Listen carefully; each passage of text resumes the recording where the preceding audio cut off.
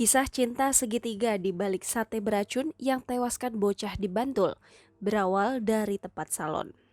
Persoalan asmara menjadi penyebab wanita berinisial NA mengirim sate beracun untuk pria pujaan di Bantul, Yogyakarta.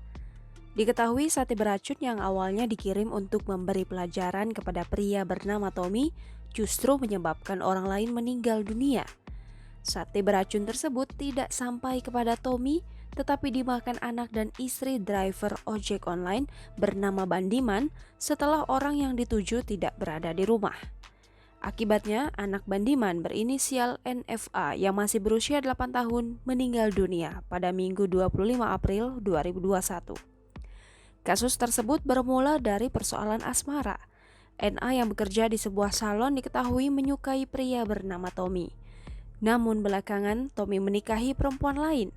Sakit hati ditinggal sang pujaan, NA pun kerap bercerita kepada pria berinisial R yang diketahui menaruh hati kepada NA.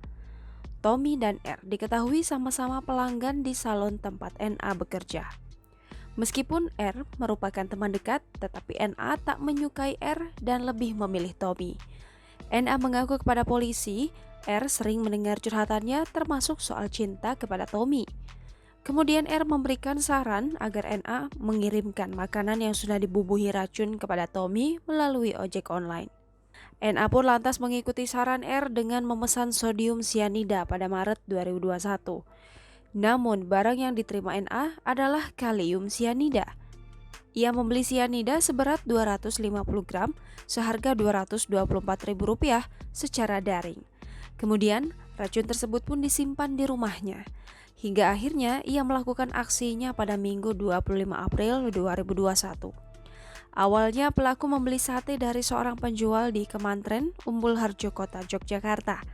Setelah itu ia menaburkan racun cyanida tersebut ke bumbu sate yang dibelinya. Kemudian, NA mencari pengemudi online untuk mengirim paket sate beracun kepada Tommy. Hingga akhirnya ia bertemu dengan pengemudi ojek online bernama Bandiman yang sedang beristirahat di sekitar masjid daerah Gayam, Yogyakarta. Saat itu NA meminta Bandiman untuk mengantarkan sate yang sudah ditaburi racun kepada seseorang bernama Tommy di Villa Bukit Asri, Sembungan, Kasihan, Bantul. Saat itu NA memberi ongkos Rp30.000 kepada Bandiman dan menyebut nama pengirimnya atas nama Hamid dari Paku Alaman. NA sengaja memesan ojek secara offline agar tak mudah terlacak. Ide tersebut pun berdasar saran dari R. Bandiman pun akhirnya mengantarkan makanan tersebut ke alamat yang dituju. Saat sampai di lokasi, Bandiman pun menghubungi nomor telepon penerima paket kiriman NA. Ternyata setelah dihubungi, orang yang bernama Tommy sedang berada di luar kota. Tommy juga tidak mengenal pengirim dan merasa tidak memesan makanan. Hingga akhirnya makanan tersebut pun diberikan kepada Bandiman. Sesampainya di rumah, Bandiman dan keluarganya menyantap sate tersebut saat berbuka puasa. Sate mengandung racun tersebut pun dimakan anak dan istrinya. Tak lama setelah menyantap sate tersebut, anak Bandiman yang berinisial NFP mengeluh merasa pahit dan panas hingga akhirnya terjatuh.